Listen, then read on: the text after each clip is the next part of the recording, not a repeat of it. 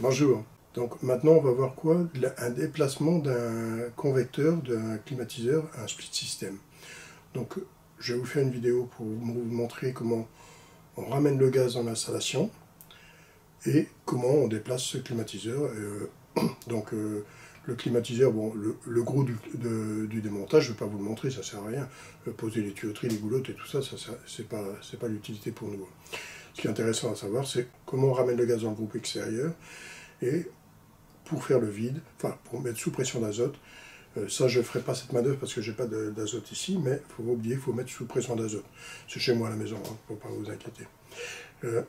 Et après, on mettra en route quand le vide sera bien fait, puisque les fuites ont déjà été vérifiées largement avant. Donc les soudures, ça je vais les vérifier, après être mis sous pression.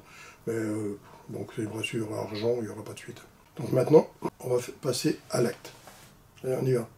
Donc le groupe de condensation qui est ici va rester ici, mais par contre je vais déplacer le convecteur.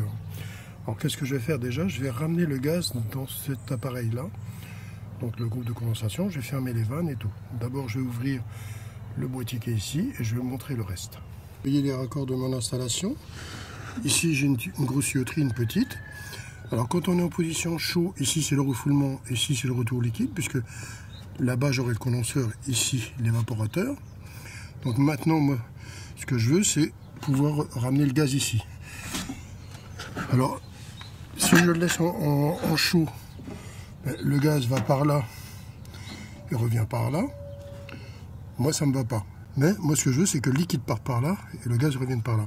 Donc, quand le liquide va aller par là, je vais fermer cette vanne-là. Je vais laisser vider l'évaporateur. Donc, puisque là-bas, ça sera en position froid. Donc, pour ramener le gaz, il vaut mieux le mettre en position froid qu'en position chaud. C'est pas qu'il vaut mieux, c'est comme ça qu'il faut faire. Donc, ici, je ferme la vanne. Je ramène le gaz. Je mets les manos ici. Donc, ici, vous avez le raccord pour mettre le manomètre. Et quand je serai à 0 de pression, qu'est-ce que je vais faire? Je vais tout bêtement arrêter mon installation.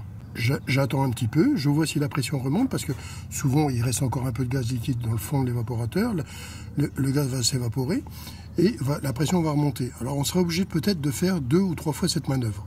Donc c'est ça que l'on va faire maintenant. Alors comme ici c'est un Schrader, qu'est-ce que je vais faire? Je vais monter ce raccord rapide, que je vous ai déjà montré dans une vidéo. Donc ici, je visse ça dessus tout bêtement. Ce raccord-là, je vais le mettre sur mon flexible de mon manomètre. Et après, je vais clipser tout bêtement dessus. Et je serai... Ici, cette pièce-là va pousser sur le Schrader qui est ici à l'intérieur. Et je vais avoir la pression directement au manomètre. Donc ici, j'ai monté mon manomètre avec mon fameux raccord. Donc c'est un raccord qui se clipse dessus, vous voyez. Une petite gorge, et on pousse dessus et on le met dessus. Et ici, vous voyez bien la pression au manomètre. Maintenant, je vais descendre cette pression. Donc ici, je vais fermer cette vanne-là, c'est la vanne départ liquide, pour pouvoir bloquer le gaz à l'intérieur ici. Donc je vais faire tourner le compresseur en position froid. Le liquide va vouloir sortir, mais il ne sait pas sortir, il va rester là. Et ici, je vais vider et descendre ma pression jusqu'à 0 de pression. Et comme j'ai expliqué tantôt, je vais peut-être faire 2-3 fois la manœuvre. Donc ici, voilà, le compresseur s'est mis en route. On va descendre la pression jusqu'à les 0, voire un tout petit peu plus bas, parce que on va avoir, là il tourne, il ramène jusqu'à 0. Donc le gaz va rester enfermé dans l'installation. On va descendre un peu plus bas et je stoppe. Ouais, je vais arrêter, la pression remonte un peu, ce qui est tout à fait logique. Et je vais le remettre en route encore une fois. Il ne monte pas si haut que tout à l'heure, mais il remonte un peu. Attendez un petit peu, puis on va le remettre en route. Et après on ferme la vanne d'aspiration. Donc là il s'est remis en route de nouveau, donc je vais redescendre jusqu'à 0, voire un tout petit peu en dessous. Donc ça sera sûrement la dernière fois.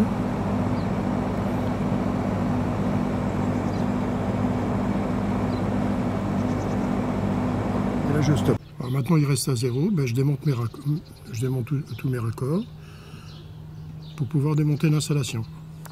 Donc voici le convecteur qu'on a déplacé.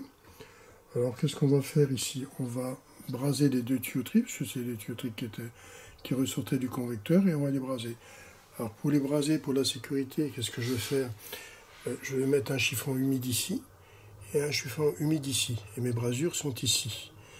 Donc ici, c'est deux tubes que j'ai rentrés l'un dans l'autre, qui étaient déjà comme ça au départ. Donc je vais les braser. Et j'ai mis un morceau de carrelage derrière pour protéger, parce que derrière c'est du bois. Et on va braser ces deux tuyauteries. Pour le câblage électrique, j'ai déjà préparé mes câbles.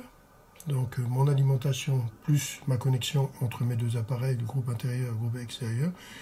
Et j'ai mis les Cosfaston des œillets. Comme ça, ça saute pas et ça tient bien. Donc ici, nous, on a fini de raccorder le convecteur intérieur, donc l'unité de pulsion de la clim. Alors, qu'est-ce qu'on va faire ici? Comme ici, ces deux vannes-là sont fermées, qu'on a remis le gaz dans l'installation avant de changer le convecteur de place. Maintenant, qu'est-ce qu'on va faire? On va tirer au vide notre installation, c'est-à-dire nos tuyauteries qui sont ici. Rappelez-vous, ce raccord qui est ici est en rapport avec ça, revient ici et s'arrête là, puisque la vanne est fermée ici et fermée là. Donc le vide que je vais faire, ça va être le vide des tuyauteries. Dès que j'ai branché mon manomètre avec mon shredder et la pompe à vide, ça va faire le vide de toute cette tuyauterie-là. Donc maintenant, on va brancher les appareils. Voilà les manomètres qui sont montés dessus, je vais vous expliquer. Bon, ici j'ai mis à 2 voies. Je vous conseille plutôt à 4 voies, c'est plus facile. On a plusieurs raccords et on peut jongler plus facilement. Alors quand vous n'avez pas vous avez un 3 voies, le raccord qui est ici, le seul raccord qu'il y a sur le split, donc sur le système, donc le groupe extérieur, vous le raccordez là-dessus. Vous voyez, j'ai mis un raccord rapide comme ici. Donc ici, j'ai mon tuyau bleu, il va où? Il va sur l'ABP. Le jaune qui est ici, c'est quoi qui est dessus? C'est mon vacuummètre, celui du milieu. Et la HP, je vais mettre la pompe à vide dessus. Sur le raccord un quart qui est ici. Okay. Donc ici, qu'est-ce que je vais faire? Je vais pomper au vide tout le circuit. Je vais contrôler avec mon vacuummètre. Quand ça sera bien au vide, qu'est-ce que je vais faire?